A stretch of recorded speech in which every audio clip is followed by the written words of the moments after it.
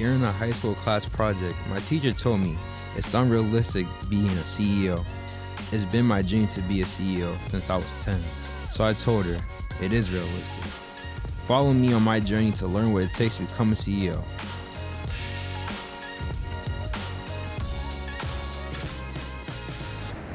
Hey guys, welcome to another episode of the Realistic CEO Podcast. Today I'm here with Michelle Grout. How are you doing today? Nice to meet you. Thanks, and nice meeting you today too as well. I appreciate you taking the time out of your day to allow me to interview you today, so thank you. Oh, you're very welcome. I'm excited for this. Thank you. So the first question I want to ask you is, can you tell us a little bit about what you do here? Okay, the Springfield Business Improvement District is a private-public partnership. It is funded solely by the property owners within a boundaried area of the downtown, and we offer supplemental services to the city services to enhance the experience for the property owner, the businesses, the visitors, the residents. We supplement trash pickup, graffiti removal, public safety, lighting. We also do marketing for all of the businesses and events that occur downtown. And additionally, we support others in their endeavors. The Springfield Pride Parade, anything that happens down here in Springfield in this downtown area, you can pretty much guarantee we have our hands in on it. Whether, like I said, it's picking up trash, marketing, participating, planning. We're all here to enhance the experience downtown and build value for the investors of the community. Can you tell us a little bit about your journey to how you got to where you are today? Oh my gosh, this isn't exactly where I thought I was going to end up. I'm actually very excited that I did end up here. I went to Cathedral High School. I went to Stick for 2 years. And after Stick, I transferred to Western New England. So I'm pretty much born and raised, educated, and live in this Hampden County. I did not finish college. After 3 years, I had a job offer in retail that at the time seemed too good to pass up. And I went into retail. So I was there for about 10 years. I was a manager of several large retail store outlets. And then my life took a very big turn. My mother was sick with cancer. I left my job to take care of her. I got married, and then I was like, oh God, what am I going to do? I got my real estate license, and I did real estate for 20 years. As my family got older and time commitments changed, I wanted to try something new. I've always loved Springfield. It's been, like I said, where I was born and raised. Spent my whole life here enjoying all the things that the city has to offer. And a good friend of mine was in the position that I'm in now. And I approached him and said, hey, I'm looking for a career change. I don't know if you think it'll work or whatnot. About 5 months later, he gave me a call and said, I don't know if this is the job you really want, but would you like to come work for me? And I said, sure, I can do anything for a year. And I loved it from the minute I started. I found it to be extremely fulfilling. The initiatives that we have, the opportunities that we create, it's wonderful to hear, and here we are, Catapult 10 years later. I take so much pride when we have a visitor come through the door here and say, we can't believe how nice it is. It's so clean. Everybody's lovely. Everybody's friendly. It's not where I ever thought I was going to land, but I'm extremely proud of where I am. So I want to talk, you said you started off in retail. Can you tell us a little bit about that experience of working at retail? It was a lot. Back then, malls were open 9 a.m. to 10 p.m. I was a store manager. I worked about 50 to 60 hours a week. But it prepared me for a lot of challenges that come along the way. I mean, I'm a big believer, everything happens for a reason, and there's no failures, there's only learning lessons. So I think it taught me how to manage my time, how to multitask, and how to be proactive, forward thinking. But again, as my careers evolved in the things that I did, I think the most important thing along the way is listening. And I love what you said in your book, like you were talk to all these other people that do these things and just listen to what they have to say and let that, help guide you in your decisions moving forward. So why is listening important? It just really is, because if all you do is talk, you're never going to understand what the people want, what the people need, solutions. I think everything that term, it takes a village. One person just yapping at you all the time isn't going to help you grow. It's not going to really solve any problems, or not that they're problems, but it just is very important.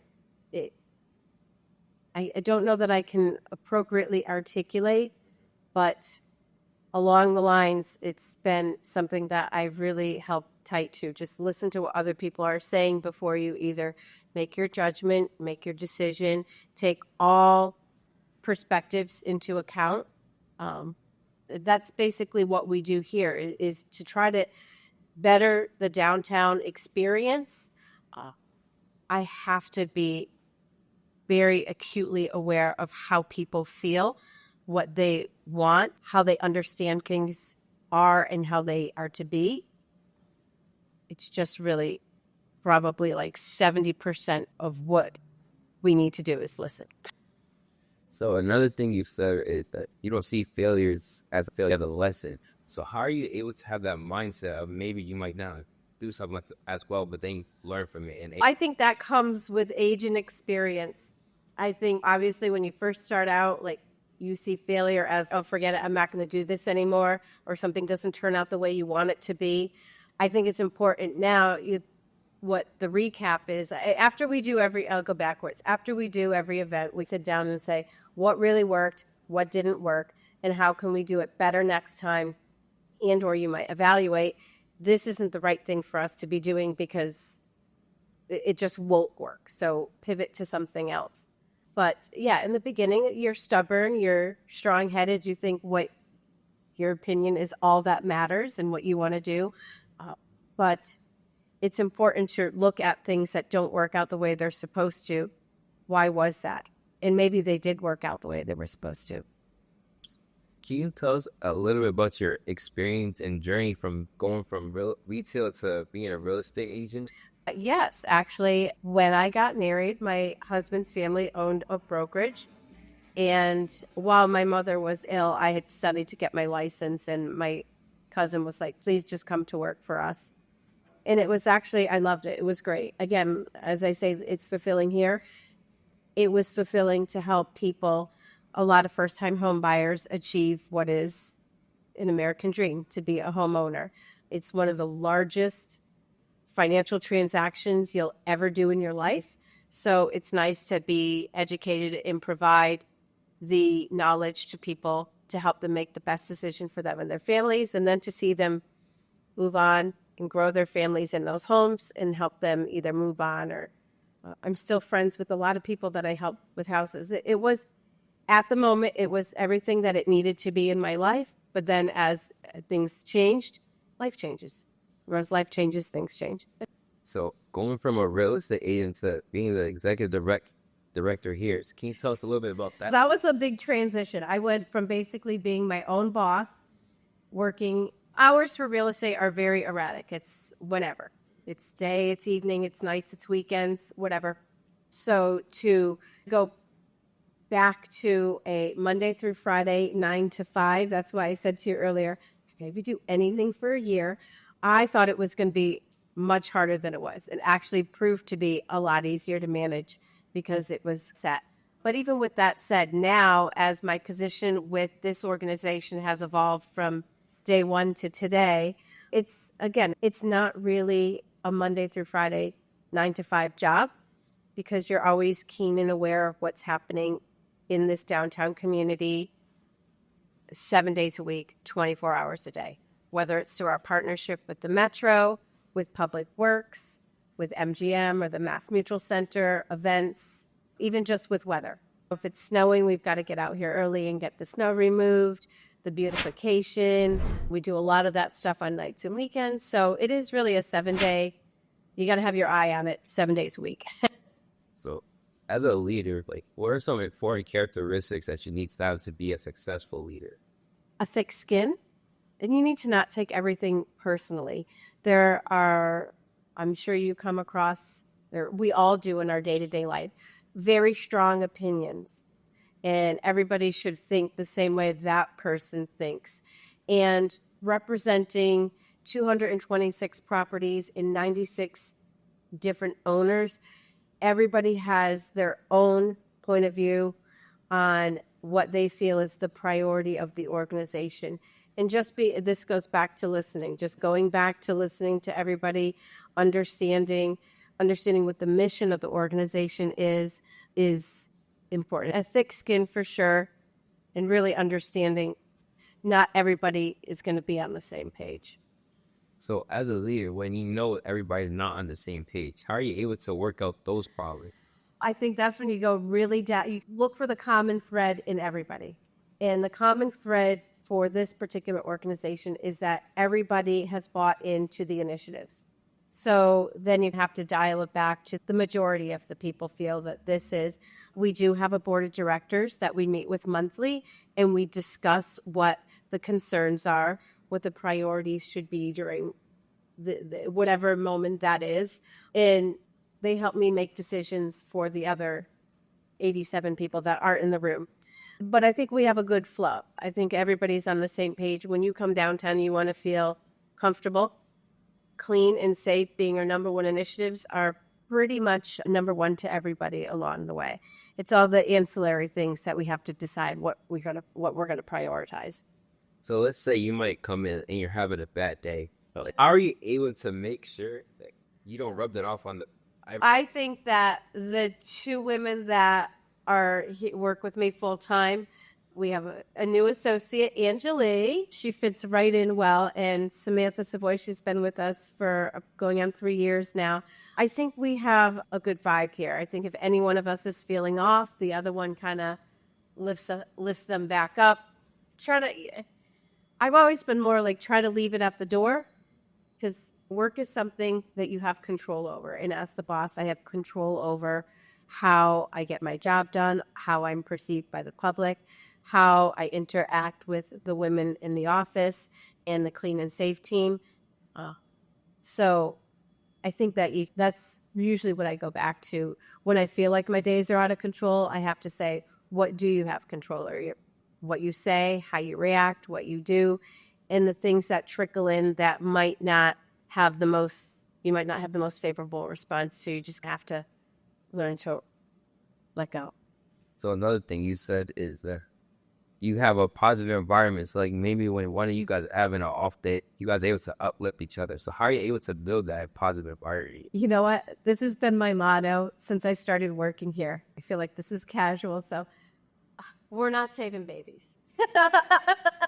We're basically we're housekeeping. Is really what we do for the community. We have a great clean and safe team. I mentioned the women that work in the office. We have a team of 6 gentlemen that work on the street every day. They're out there, cleaning, responding to public safety needs. Like I said, we're not saving baby. We have to peel the layers of the onion back and say, okay, what is happening here? And then obviously too, sometimes it's a personal reason that you might not be having a great day. And we all work well together. Everybody has the opportunity to just check out and go home, come back tomorrow. Or like I said, sometimes you find that what you're not having a good day about is not work related. But when you come here, okay, nobody here is mad at me. I haven't upset anybody here, and you have control over things. Just try to keep it light. So when you're actually looking to find and build a team, like what are you looking for in a person to make sure that they're the type of person that you want to work with? That's a good question. I think number one, her people skills. We've had to fill a couple of positions in the last couple of years, and I feel like that's lost on a lot of younger generation. I don't want to stereotype, but with social media and always being on your phone and being so digitally connected, I think a lot of people have forgotten how to physically connect in a face-to-face communicative environment. Not answer the phone, not greet people. There's some skills are lost. Your ability to communicate well with others verbally, not just in the written word. multitasking is very important. What we do here does require a lot of multitasking. I know, like I said, it's not saving babies or surgery, but we're always we have our hands in a lot of different things, and you need to be able to pivot when you need to pivot. So sometimes that's not in a lot of people's mindset. They're task oriented. They want to do one task and move to the next. So it's very important that you have either the experience with that, the ability to.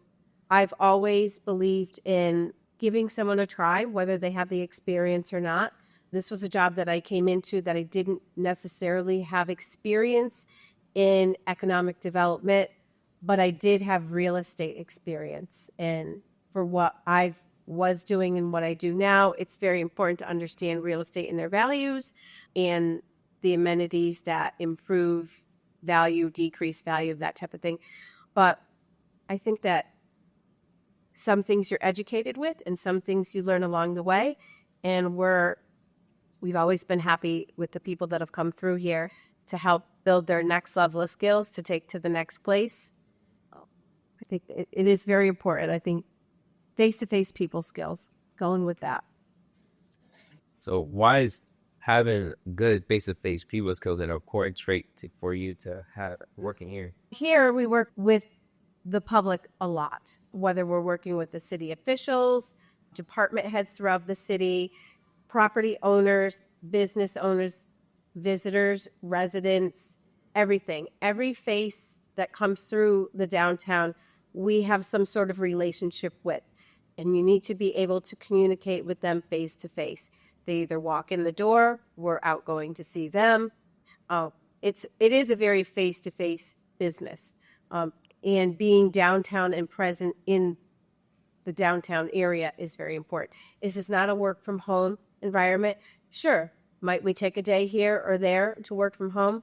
But it's really very difficult to speak on behalf of the businesses or the property owners and not be immersed in the community on a daily basis. But yeah, we are face to face with them all the time. Very little. And you've been here for a half an hour. Have you heard the phone ring? Doesn't ring. What has been like your favorite experience so far working here? That's a very good question. There's favorite fun things, and then there's what I value most is the relationship that we have with the city of Springfield and the city departments. I don't think, as somebody who was born and raised in here, I don't think that you could ever really truly imagine what goes into city planning until you actually meet with them and understand it all. It's very overwhelming. When I took this position to begin with, I was assisting the director at the time. I transitioned to marketing, then operations, and then the directorship. But along the way, I have been able to sit down with all various departments from DPW to traffic, planning, the redevelopment authority, the mayor's office. The amount of behind the scenes to manage a city is incredible.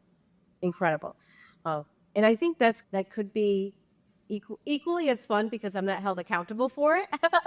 But the fun stuff is what we put on for the community. Our partnership with the Springfield Thunderbirds and the events that we do with them, the block parties, the farmers market, the beer garden, just things that bring the community together. That's very fulfilling to see everybody out and enjoying the downtown.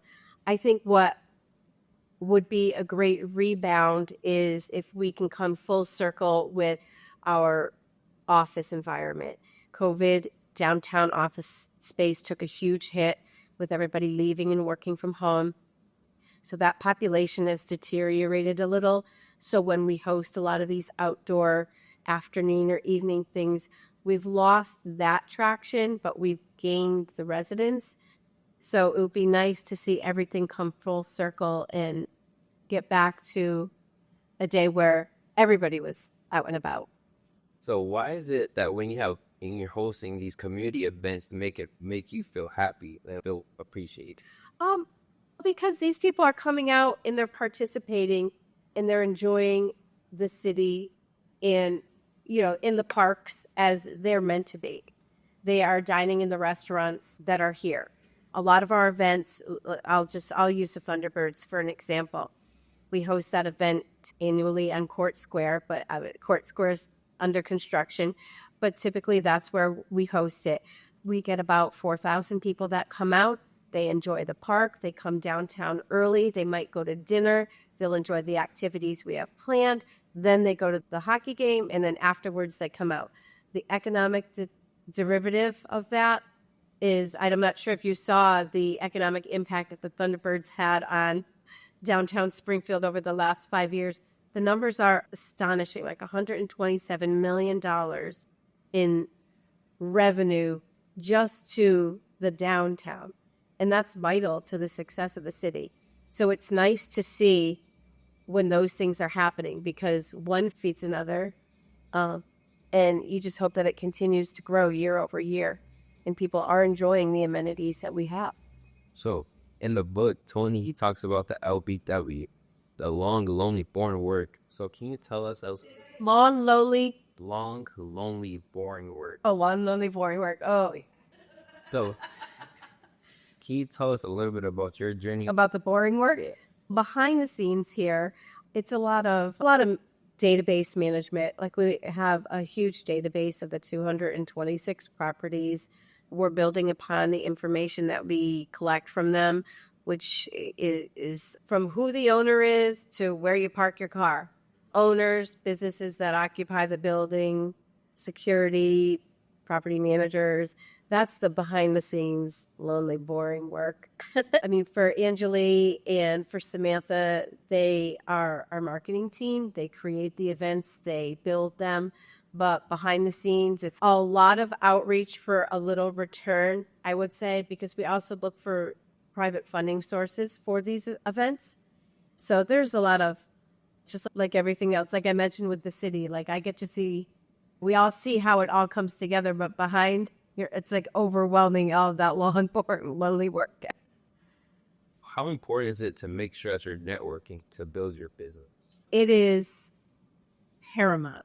It is, and even in this, I give kudos to Angeli for reaching out to you. Every little bit helps to spread the word. One thing I should note, we're the Business Improvement District. We're a bid. Bids are worldwide in cities all over the world.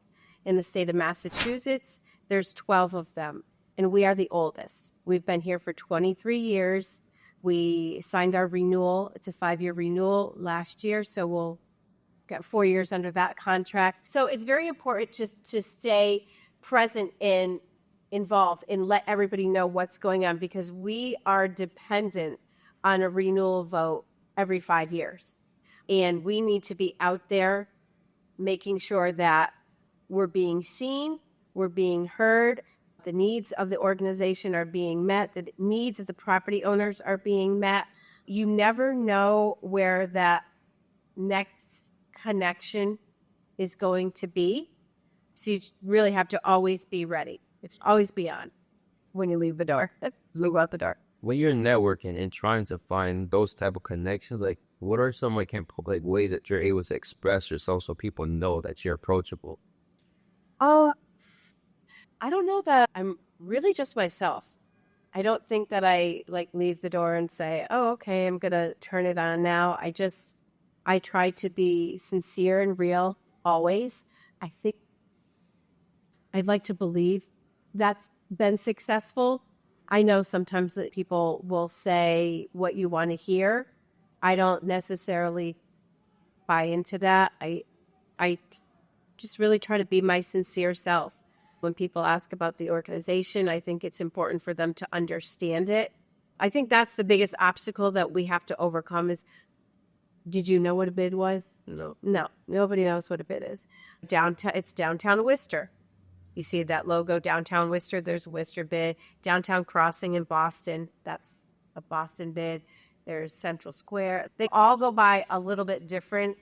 They go by their downtown name. So we've transitioned into Springfield downtown, because when you say bid and then you say Business Improvement District, then it's okay, you work for the businesses, but it's really a long.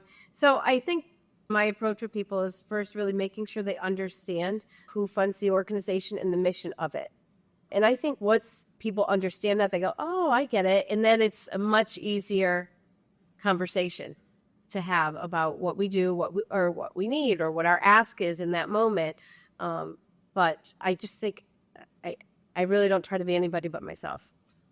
So one thing she said, And that may or may not work in my favor sometimes. understandable.